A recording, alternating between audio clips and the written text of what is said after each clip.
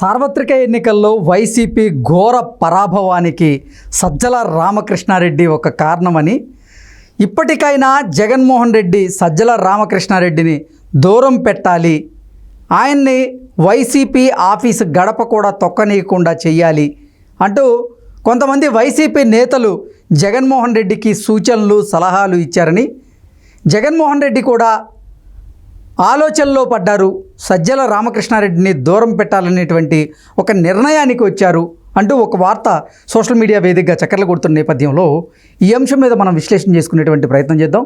ప్రస్తుతం మనతో పాటు ఉన్నారు తెలుగుదేశం పార్టీ అధికార ప్రతినిధి సూర్యదేవర్ లత గారు. లత గారితో మాట్లాడదాం. లత గారు నమస్తే అండి. నమస్తే అండి.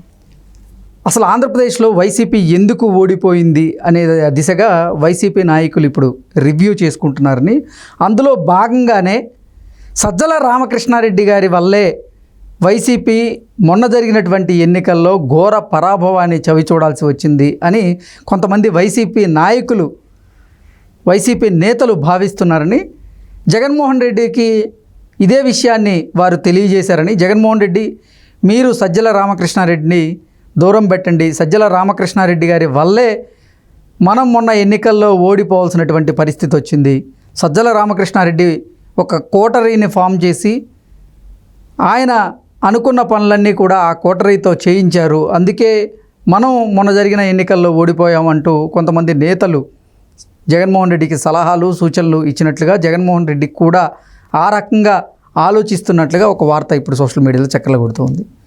దీని మీద మీ విశ్లేషణ ఏంటి?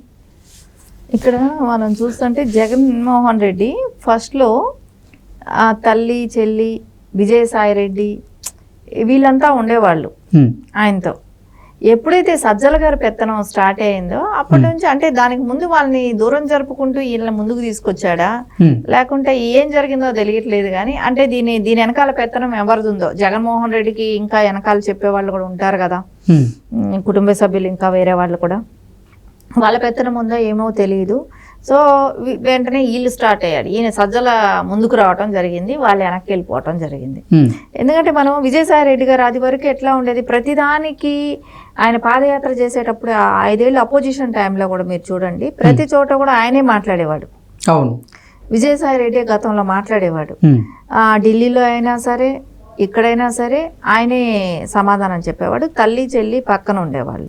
కానీ ఇక్కడ చూస్తే తర్వాత సజ్జల ఎప్పుడైతే లైమ్ లైట్లోకి వచ్చాడో అప్పటి నుంచి తల్లి చెల్లి దూరం అయిపోయారు. విజయసాయి రెడ్డి గారు ఆయన వైజాగ్ పరిమితం చేశారు. సో ఎందుకు వైజాగ్ పరిమితం చేశారో తెలియట్లేదు. అంటే ఇక్కడ ఈయనకి అడ్డు రాకూడదనేమో అనిపిస్తుంది, సజ్జల గారిని ఆ ప్లేస్ తీసుకున్నారు కాబట్టి. సో సజ్జల గారు ఏంటంటే ఏ విభాగానికి సంబంధించిన వాళ్ళు ఉంటారు జనరల్గా, ఏ పార్టీకైనా కూడా, ఏ పార్టీకైనా ఏ విభాగానికి సంబంధించిన వాళ్ళు మాట్లాడటం వాళ్ళు చేయటం అనేది ఉంటుంది. ఇక్కడ ఆల్ ఓవర్ వచ్చి సజ్జలే మాట్లాడతాడు. సో ఇక్కడ సజ్జలే హ్యాండిల్ చేస్తాడు. సో ఆయనకి అసలు అధికారం కూడా లేదు. ఆయనకి యాక్చువల్లీ అధికార ప్రతినిధి ఇచ్చి ఉంటే బాగుండేది, కానీ ఆయన అధికార ప్రతినిధిగా ఆయనకి ఇవ్వకుండా, ఆయన ఆ రకంగా వాడుకోకుండా, ఇక్కడ జగన్మోహన్ రెడ్డి ఇచ్చిన పోస్ట్ వేరు, ఆయన ఇచ్చిన అధికారాలు వేరు, అంటే గవర్నమెంట్ పరంగా ఆయనకి ఇచ్చిన పోస్ట్ అది, దాని తగ్గ అధికారాలు వేరు ఉంటాయి కదా. కానీ ఇక్కడ ఈయన ఏం చేస్తున్నాడు, ఈయన రాజకీయం గురించి మాట్లాడుతున్నాడు. సో అక్కడ ఎవరు అధికార ప్రతినిధి, ఇప్పుడు సజ్జలే అయ్యాడు. సో సజ్జలు చెప్పింది అందరూ వినాలి. సో ఫస్ట్ సజ్జల గారి దగ్గరికి వెళ్ళిన తర్వాతే జగన్మోహన్ రెడ్డి దర్శనం దొరుకుతుందేమో, ఆయన ఆశీర్వాదాలు తర్వాత ఇస్తాడేమో, నెత్తి మీద చేయి పెట్టేది ఉంటది కదా ఆ కార్యక్రమం. అది అసలు సజ్జల రామకృష్ణారెడ్డి వైఎస్ జగన్మోహన్ రెడ్డి గారిని అలా మార్చారని, మీరు 151 మంది ఎమ్మెల్యేలకి బాస్, మీకు ప్రజలు 151 మంది ఎమ్మెల్యేలను ఇచ్చారు, మీరు అంటే అంటే బయటికి వెళ్ళి ప్రెస్ మీట్ పెడితే ప్రజలకి మీరు చులకనైపోతారు, మీరు అసలు ప్రెస్ మీట్ పెట్టకండి, నేనే ఏదన్నా ఉంటే నేనే చూసుకుంటా అంటూ ప్రతి ఒక్కటి సజ్జల రామకృష్ణారెడ్డి జగన్మోహన్ రెడ్డిని మ్యానిపులేట్ చేశారు అంటూ కూడా రకరకాలుగా వార్తలు అయితే వస్తూ ఉన్నాయి. వైసీపీ ఘోర పరాభవాన్ని చవిచూసిన తర్వాత అసలు ఏంటి, ఏది వాస్తవం? సజ్జల చెప్పాడు అని అంటే ఆయన ఎలా వింటాడు? ఆయనకి 151 వచ్చింది, దాన్ని రివర్స్ తీసుకురావడానికి ఆ మధ్యలో 5 తీసేసి అటు ఒకటి ఇటు ఒకటి ఇచ్చారుగా ఇప్పుడు ప్రజలు. సో 11 చేశారు కదా. సో ప్రజలు అక్కడ చెప్పింది ఏంటి, పరిపాలన విధానం చూపెట్టాలి, పరిపాలనలో మార్పులు తీసుకురావాలి, నువ్వు ఏదైతే చెప్పావో అది పాటించాలి, అది చెప్పలేనా, అది దాని గురించి నువ్వు ఎందుకోసం నువ్వు చేయలేకపోతున్నావని చెప్పాలిగా. సో నువ్వు ఇచ్చిన దానిలో నువ్వు ఇస్తానన్న స్కీముల్లో కూడా కోతలు కట్లు అన్ని చేసావు. నవరత్నాలు అన్నావు, ఏ రత్నం కూడా కంప్లీట్ గా చేయలేదు. సో దానిలో కూడా కోతలు అయినాయి. సో ఏది చేయాలన్నా సజ్జల మాట్లాడాలి. సో మినిస్టర్స్ మాట్లాడేది ఆయనే మాట్లాడేస్తాడు, సీఎం మాట్లాడేది ఆయనే మాట్లాడేస్తాడు. మొత్తం అంటే రాష్ట్రానికి సంబంధించిందంతా ఆయన ఒకడే సమాధానం చెప్తాడు. అక్కడ ఆపద్ధర్మ సీఎంకి ఇవ్వాల్సిందేమో ఆయన్ని యాక్చువల్లీ. అంటే అప్పుడు కూడా సీఎంకే ఫస్ట్ ప్రిఫరెన్స్ ఉంటది, కాకపోతే అదేనే తీసుకొని ఉంటే బాగుండేదేమో ఆయన. అది ఇవ్వకుండా ఆ సలహాదారుడే వచ్చి జగన్కి చెప్పాల్సిన సలహాలు ప్రజలకిను మీడియాకి చెప్తున్నాడంటే. అప్పటికే ఆయనకి పేరు పెట్టారుగా సకల శాఖ మంత్రి అని, ముద్దుగా పిలుచుకుంటూ ఉంటారు ఆయన్ని. ఇప్పుడు మినిస్టర్లైనా ఎవరైనా సరే ఈయన ఆశీర్వాదం కావాలి. ఈయన ఆశీర్వాదం ఉంటే, సజ్జల ఆశీర్వాదం ఉంటే, జగన్ ఆశీర్వాదం ఉన్నా లేకపోయినా ఈయన మేనేజ్ చేసేస్తాడు కదా. ఓకే. సో ఈయనతో ఎవరైతే బాగుంటారో వాళ్ళకి ఖచ్చితంగా అన్ని రకాల బాగానే ఉంటది. సో ఈయన ఎవరైనా వ్యతిరేకిస్తే వాళ్ళని పక్కకు పెట్టేయటం జరుగుతుంది.